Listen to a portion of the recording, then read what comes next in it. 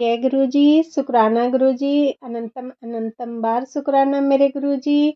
जय गुरु जी, संगत जी आपको सब संगत परिवार को मेरे और मेरे परिवार की तरफ से नवरात्रों की शुभकामनाएं। गुरु जी और माता रानी आपके सब कष्ट काटें और आप अपने परिवार में ऐसे ही खुश रहें। संगत जी, अगर आप भी इस चैनल पर नए हैं तो चैनल को सब्सक्राइब जरूर करें, ताकि जब भी हम इस चैनल पर किसी भी संगत का सत्संग अपलोड करें तो आपको पता चल सके और आप उस सत्संग को सुन सकें। संगत जी, अगर आप भी अपना शुक्राना सत्संग शेयर करना चाहते हैं तो दिए गए व्हाट्सएप नंबर पर रिकॉर्ड करके भेज सकते हैं या लिख कर भेज सकते हैं। और संगत जी, आप अगर रिकॉर्ड करके भेज रहे हैं तो मेरा आपसे निवेदन है कि आप शांत वातावरण में ही सत्संग को रिकॉर्ड करें। और संगत जी, अब हम सत्संग सुनेंगे जो कि संगत जी ने हमें व्हाट्सएप पर भेजा है। और मैं शुरू करने से पहले गुरु जी का पावन मंत्र जाप करना चाहूँगी। ओम नमः शिवाय, शिव जी सदा सहाय। ओम नमः शिवाय, गुरु जी सदा सहाय। ओम नमः शिवाय, शिव जी सदा सहाय। ओम नमः शिवाय, गुरु जी सदा सहाय। जय गुरु जी, शुक्राना गुरु जी। संगत जी, अब हम सत्संग सुनते हैं। जय गुरु जी, शुक्राना गुरु जी, प्यारी प्यारी संगत को जय गुरु जी की सारी संगत को जय गुरु जी। नवरात्रों की हार्दिक बधाई और शुभकामनाएं भी। जय गुरु जी, शुक्राना गुरु जी। ये मैं गुरु जी का शुक्राना सत्संग गुरु जी के चरणों में अर्पण करने जा रही हूँ। जैसे कि वैसे तो मुझे गुरु जी ने कहा है कि तू हर शुक्रवार को शुक्राना सत्संग किया कर, पर मैं तो यही सोचती रहती हूँ कि गुरु जी कोई सत्संग हो तो मैं सत्संग करूं। मैं कैसे सत्संग करूं, आज तो मेरे पास कोई सत्संग भी नहीं है। तो इतने में यानी कल का हमारे बड़े मंदिर जाने का ग्रुप वालों ने मैसेज डाल रखा था कि बस जा रही है बड़े मंदिर, किसी ने जाना हो तो उसमें बता देना। मेरा तो बहुत टाइम से मन था डुगरी मंदिर और बड़े मंदिर जाने का, पर जैसे कि बनता ही नहीं था प्रोग्राम। तो जैसे कि हमारे फैमिली वाले राधा स्वामी हैं तो वो थोड़ा सा ऐसे करने लग जाती हैं, तो फिर इसीलिए मैं कहती भी नहीं हूँ। हाँ, गंगानगर में हमारे कोई सत्संग होता है तो मैं जरूर जाती हूँ, फिर तो चाहे कोई मना करे मैं फिर भी नहीं पीछे हटती। तो मेरा ना बहुत ज्यादा मन था। मैंने, मेरे हस्बैंड अंकल आए, मैंने उनको पूछा कि मैं ना बड़े मंदिर चली जाऊं, तो कहते कि नहीं गया पड़ा है। मैंने कहा ये कोई बात हो ना होती, खुद तो जब मर्जी कहीं भी जाना होता है तो फटाफट चले जाते हो, हमेशा मेरी बार ऐसी होता है क्या? सब चले जाते अपनी मर्जी से जहाँ जाना होता है, तो मेरे बार रोक लगा रहे हो? कहते नहीं नहीं तू रहने दे नहीं जाना। तो आज जैसे गुरुजी का दोपहर में मैसेज आ रहा था कि ना आज पुत्र तू ना मेरा ना शुक्राना सत्संग करे, तो मैंने कहा गुरुजी कोई सत्संग तो है नहीं, मैं क्या सत्संग करूं? तो शाम को ना जैसे कि मेरे को भी गुस्सा आया हुआ था कि मेरे को बड़े मंदिर के लिए मना कर दिया, तो शाम को हमारे अरोड़ वंश मंदिर में माता जी की चौकी थी। तो मेरे हस्बैंड कहते हैं कि शाम को मैंने ना माता जी की चौकी पे जाना है, मेरे ना कपड़े उसी हिसाब से जागरण के हिसाब से रख देना। तो मैंने कहा नहीं रखे पड़े, आप भी गए पड़े हो, क्या करना है जाके? मेरे को भी उसी तरह की जैसे कि बोला था ना कि बड़े मंदिर के लिए, तो मैंने भी पलट के उसी तरह जवाब दे दिया। तो फिर जैसे कि जब तो चुपचाप चले गए, तो मैंने कोई वो कपड़े वगैरह जब शाम को जाने के लिए अब आए 9 बजे, तो कहते कि ना मेरे कपड़े कहाँ पे? मैंने कहा नहीं, हम तो आपको ये भी नहीं कहते कि हमने बड़े मंदिर जाना है, हमारे कपड़े भी डाल के रखो बैगों में, तो आप भी जैसे जाना है जहाँ जाना है हम आपको रोकते तो नहीं है ना, आप खुद निकालो और पहनो। तो कहते ठीक है, अगर जाना हो ना बड़े मंदिर जाना हो ना तो मेरा बेटा जैसे आज चंडीगढ़ से चला हुआ है, तो है ना, कहते कि अनमोल अगर हाँ कर देगा ना फिर तुम चले जाना। और मेरा बेटा तो वैसे भी मना नहीं करता, वो तो कहता है कि घर पे मत बैठा करो, घूमा करो फिरा करो, चिल करो, आप क्यों अंदर बैठे बहुत रिएक्शन लेते रहते हो? तो मेरे को गुरुजी को इतना शुक्राना किया गुरुजी का। गुरुजी ने तो बैठे बैठाई सत्संग शेयर करवाने का अपना सत्संग बना दिया। जय गुरुजी, शुक्राना गुरुजी। तो इसी तरह सब पे मेहर भरा हाथ रखना। फिर मैंने बस वाले अंकल से पूछा, मैंने कहा अंकल सीट है कोई उसमें? कहते हाँ ओनली 2 सीट है। जैसे कि मैं, फिर अगर मैं जाती तो अकेली नहीं जाती, बेटी भी लेके जाती साथ में, बेटी छोटी है।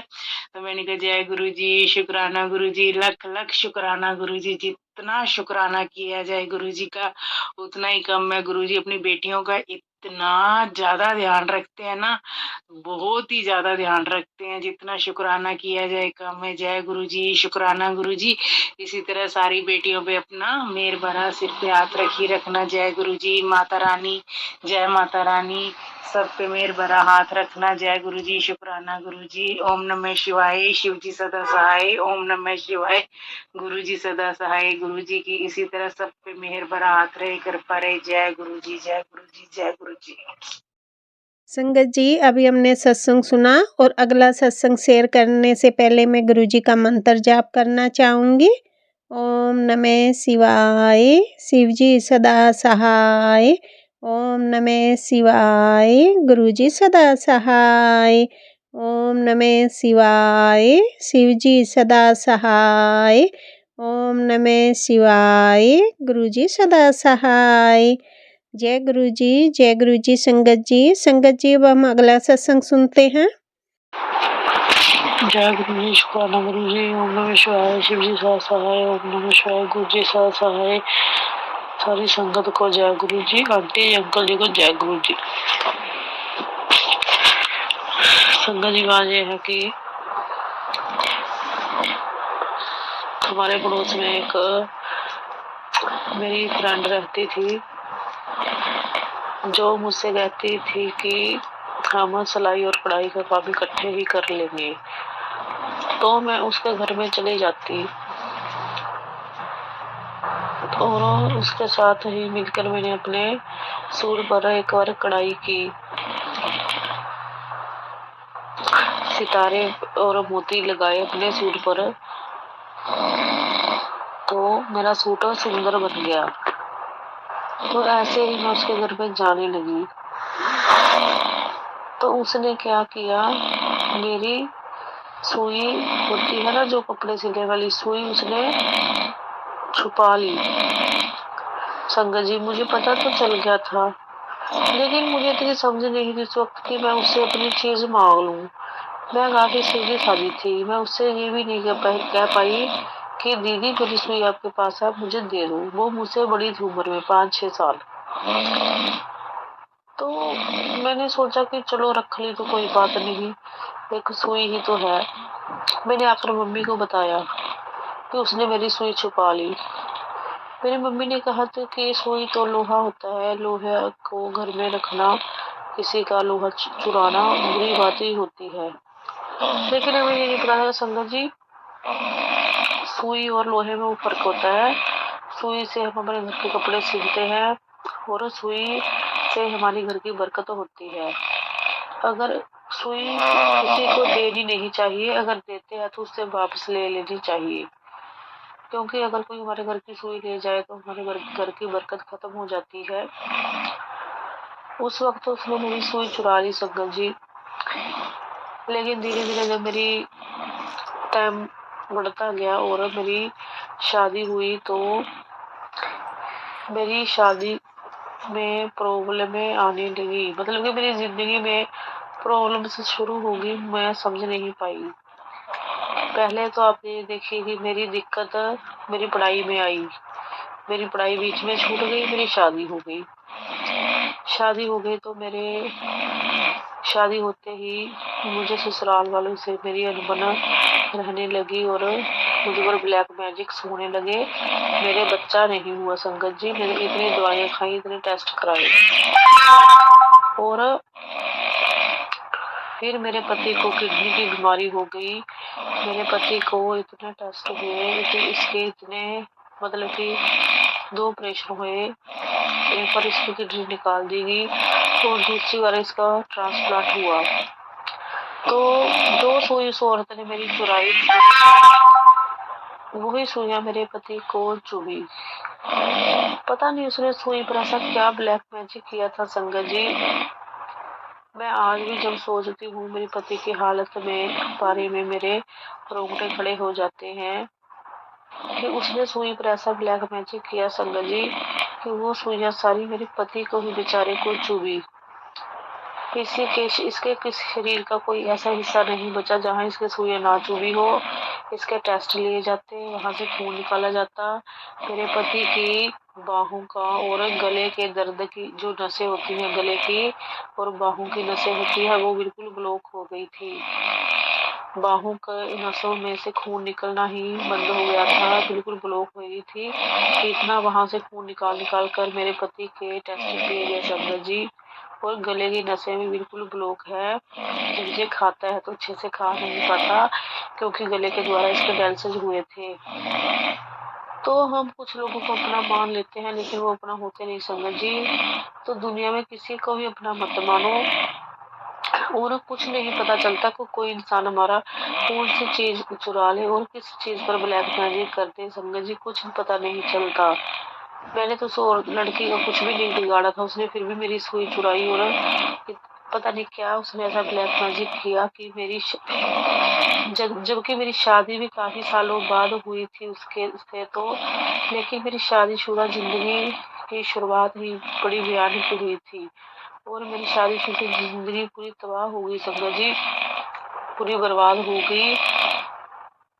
तो मतलब कि बर्बाद तो मेरी जिंदगी वार तो कई तरफों से हुए संगत जी।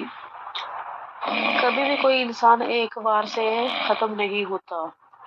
जब हम पर वार त्योहार होते जाते हैं, जैसे एक तीर के ऊपर दूसरा तीर चल बज गया, दूसरे तीर के साथ तीसरा तीर लग गया, चौथा लग गया, पांचवा लग गया, छठवां लग गया, फिर तो इंसान मरेगा ना। अगर एक तीर लगेगा तो इंसान बच सकता है, उसको दवाई लगा दी जाएगी, उसको खुराक मिल जाएगी, उसका इलाज बन जाएगा। लेकिन जब इंसान का इलाज तो हो नहीं रहा, लेकिन उसको तीर पर तीर चुभे जा रहे हैं, उसके शरीर में तीर पर तीर मारे जा रहे हैं, फिर तो इंसान मरेगा ना। मेरी ऐसी ही हालत हुई समझो जी। शादी से पहले ही मुझ पर ब्लैक मैजिक शुरू हो गए। जैसे उस लड़की ने सुइयां चुभाई, ससुराल में मेरे कपड़े चुराए गए, आस पड़ोस में भी हमारे ससुराल में ब्लैक मैजिक करने वाले लोग थे और मेरे फ्रेंड सर्कल में भी थे। तो इस तरह से मुझे चारों तरफ से घेरा डाला गया और मुझे बर्बाद किया गया। लेकिन मैं ये चाहती हूँ कि उस लड़की ने की वजह से अगर मेरी जिंदगी आज बर्बाद हुई है, तबाह हुई है, तो गुरु जी बहुत टाइम हो गया, आप अब उसको उसके कर्मों का दंड दो, सजा दो और उसको याद दिलवाओ कि उसने मेरे साथ ऐसा क्या किया था। इसी तरह संगत जी हम किराए पर रहने चले गए।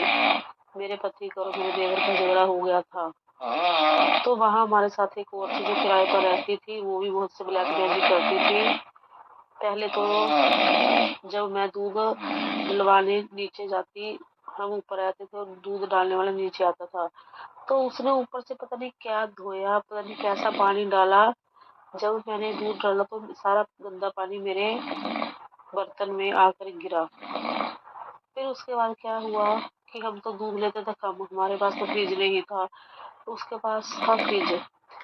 तो उस औरत के पास रात को उसके घर में कोई रिश्तेदार आए, तो वो हमसे दूध मांग कर लेके गई। उसको शर्म नहीं आई कि तुम्हारे पास तो फ्रिज है, तुम्हारे तो इतना दूध पड़ा था फ्रिज में, तुम अपने रिश्तेदारों को अपने दूध से चाय बनाकर पिलाओ और हम तो इतना कम दूध लेते हैं।